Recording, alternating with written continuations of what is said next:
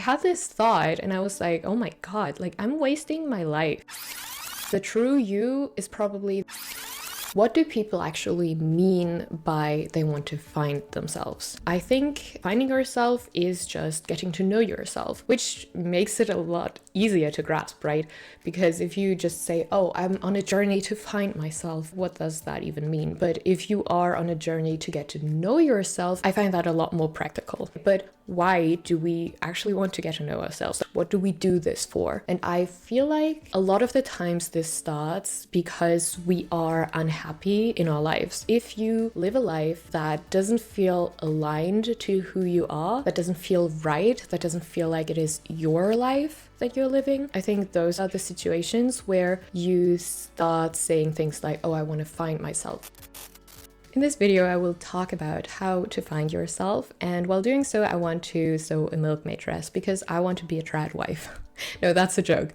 I just wanted to have a dress like this because I love how girly it is and I love the style, and I already filmed it for another video that I made, but nobody watched it, so I can use it here again because nobody saw the previous video anyways. So here goes my recycled video.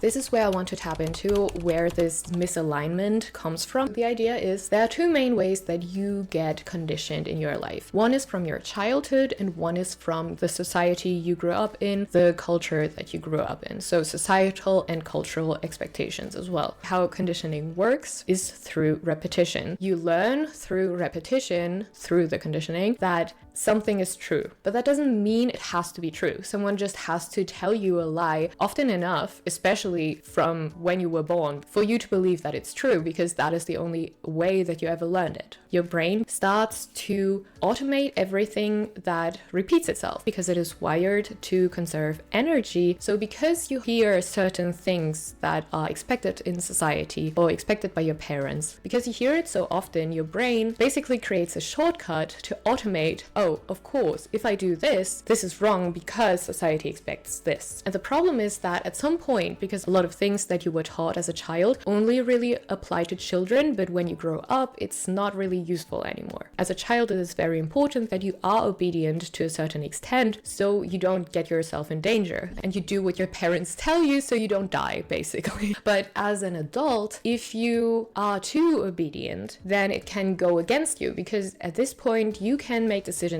for yourself, but you were never taught that because all of your life, because you were a child, you had to be obedient to survive. This is where conditioning can make you betray yourself, because at some point in your life, you still believe old stories that were maybe beneficial to you in the past, but now are standing in your way. Also, it is one thing to adhere to actual expectations of someone or society, culture, etc., but there is another thing that goes even further than that, which I think a lot of it has to do with your childhood conditioning. At some point, you start operating on imagined expectations. And I really want you to let this sink in, because a lot of the things that you do to please other people is actually just what you think other people expect you to do. So you just beat yourself up doing things nobody asked you to do. And that is crazy. I had this thought and I was like, oh my God, like I'm wasting my life with expectations that I think other people have, but they don't. Because of the conditioning of society, we expect that we are not allowed to do certain things because we fear that we are being rejected for it. If our personality, for example, is more loud, but we grew up in a society that valued more quiet people and more reserved people, you can start believing that you being loud is a bad thing when, for example, if you do content that can be very good for you, or maybe you are very assertive because of it and you actually would be a great boss. So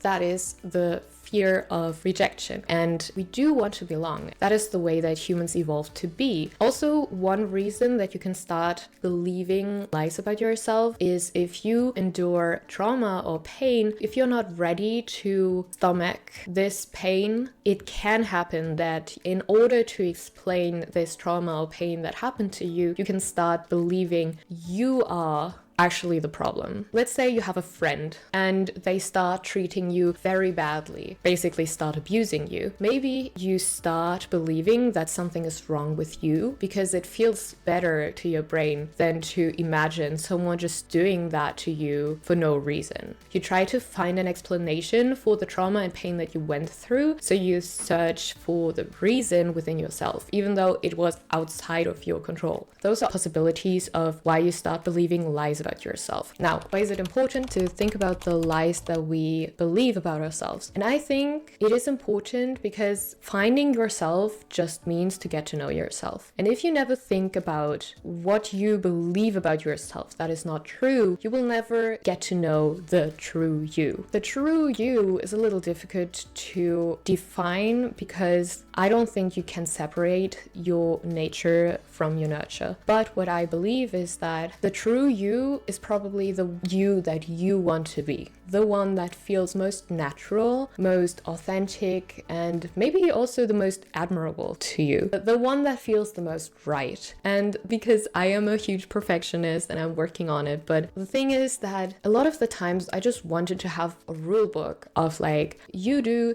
this, this, and this, and then you're doing it right. But the problem is with things like finding yourself, living a life authentic to you that is aligned to your values, a lot of it is just feeling. And that has been a big game changer for me because all of my life I thought you were just supposed to ignore your feelings and do what is the logical thing to do. But really, it is kind of the opposite. You use your logic to identify a way to get somewhere that feels good to you. And that is nothing that someone else can define for you. That is something that you have to experience. Now, when is it a problem that you believe certain things about yourself? I feel like it is mostly a problem if you believe things about yourself that are not true and that make you feel stuck or make you feel inauthentic. If in your heart you want to be more open and happy and share joy, but you've been told that you should shut up and nobody is interested in what you have to say, this belief about yourself can make you feel very trapped because it stands between you and the life that you want to be living. We wanted to talk about how to actually find yourself. It really helped me to write down challenges that I went through in my childhood or adolescence and just like write it all out. Maybe also multiple times, but just writing it all out, thinking about it. How did this affect me? How did this affect the way that I think, the way that I act?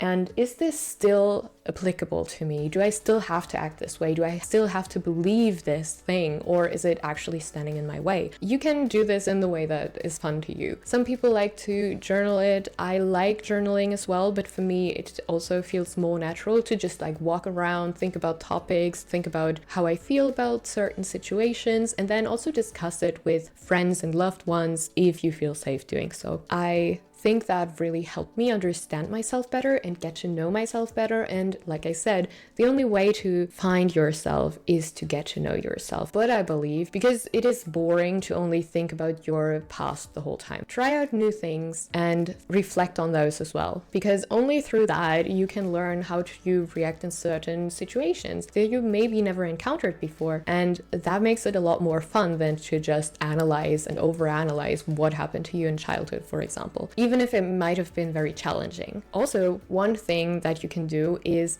to think about what you loved doing as a child and start doing that again. And you don't have to be perfectionistic about it. You don't have to be super good doing it. Just think about how it lighted you up as a child. And maybe it still lights you up today. And if it does, then just keep doing it. So for me, I've always been a very creative kid, but one thing that really stuck with me that I started doing in primary school is sewing. And that is also part of this channel. Follow your interests in that, because that is also a way to get to know yourself, and that really feels great. And that is actually where I want to go now. How can you actually integrate this in your daily life? Try to schedule in things that are either new to you, that you always wanted to try, where your interests guide you, really. There is something that you just find a little bit interesting. Maybe just take a course about it. Maybe talk about that with someone that you know. Just try it out and then reflect on it. Is that something that you want to do in the future as well? And while I believe you have to go inside and reflect as well, I think it is also important to go out and have experiences in your life that shape who you are. And then you can reflect on them, and this reflection can lead you to know yourself. And when you know yourself, you can start building a life that feels aligned to you and your values and what you love doing. It was really nice talking to you. Thank you for watching, and